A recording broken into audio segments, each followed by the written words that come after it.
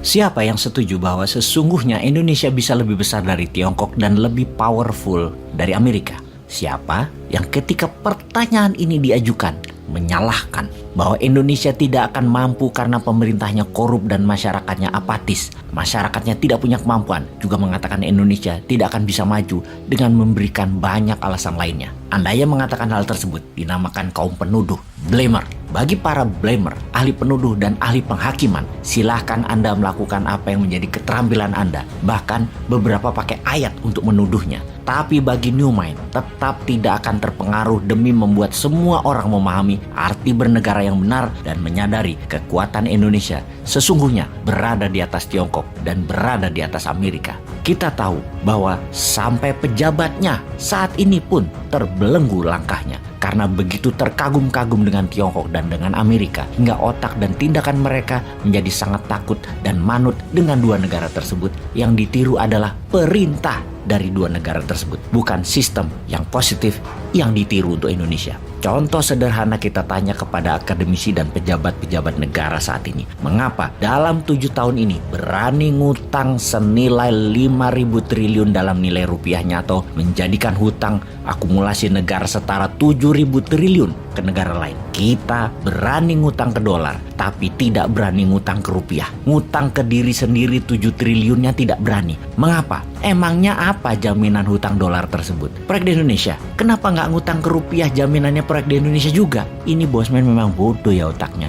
Ilmunya cetek kali ya, sehingga sulit memahami hutang dolar senilai 7.000 triliun adalah yang benar, bukan hutang ke rupiah ke negara sendiri yang terbenar. Atau pejabatnya memang ngerti bahwa kita bisa ngutang ke rupiah, bisa ngutang ke diri sendiri, tapi karena ada doktrin di kepalanya, ada benefit apalah gitu untuk dirinya, atau ada pemahaman yang dipropagandakan sudah masuk ke kepalanya hingga hutang dolar tidak bisa ditawar lagi. Hutang dolar adalah wajib. Sehubungan dengan itu, setelah kita sering menceritakan ancaman dari pinjaman hutang proyek dari Tiongkok, kita akan mendiskusikan tentang Amerika sekarang. Amerika dan Tiongkok memang fasad atau tampak muka rumah mereka didesain terlihat keren, mewah, anggun, mengagumkan, kelilingi satpam dengan senjata lengkap, dengan segala macam fasilitas yang ada. Kita dibuat kagum dengan fasad dan eksterior Tiongkok dan Amerika tersebut. Halaman depan rumah kedua negara tersebut keren, namun di dalamnya atap jebol, saluran air mampet, pengap, dan banyak keburukan lainnya yang tidak diketahui ada di sana. Banyak yang berpikir kemewahan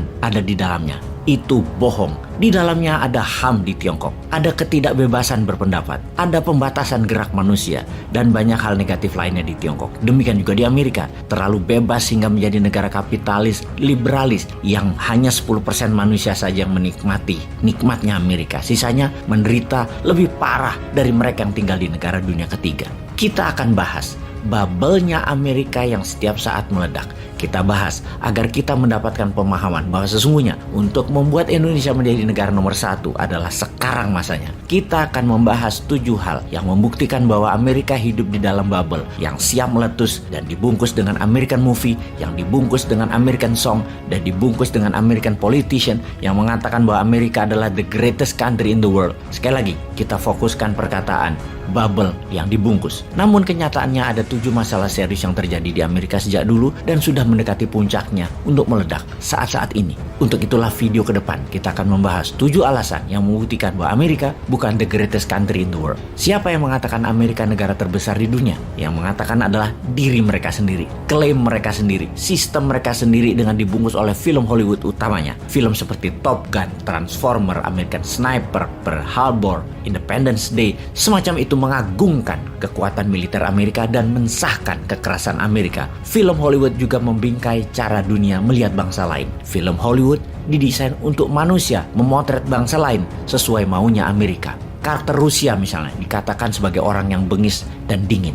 Orang dari Afrika sebagai orang yang kotor, korup, dan miskin. Orang dari Amerika Latin sebagai kriminal narkoba. Orang dari India sebagai orang yang licik dan bodoh. Orang Timur Tengah sebagai teroris. Dan jutaan bahkan miliaran manusia di dunia menjadi percaya informasi Hollywood ini. Pesannya di belakang itu semua jelas. Amerika adalah bangsa yang terbaik. Sangat rasis sebenarnya Hollywood itu. Karena memang di belakangnya negara Amerika, khususnya industrial military kompleknya Amerika yang membayar Hollywood billion dollar per tahunnya untuk mengagungkan militer Amerika dan membuat citra tentara Amerika manusia pilihan terbaik. Seorang pahlawan. Padahal di balik kepahlawanan yang diglorifikasi Hollywood tersebut, tentara Amerika meledakkan bom atas manusia yang tak berdosa di banyak negara.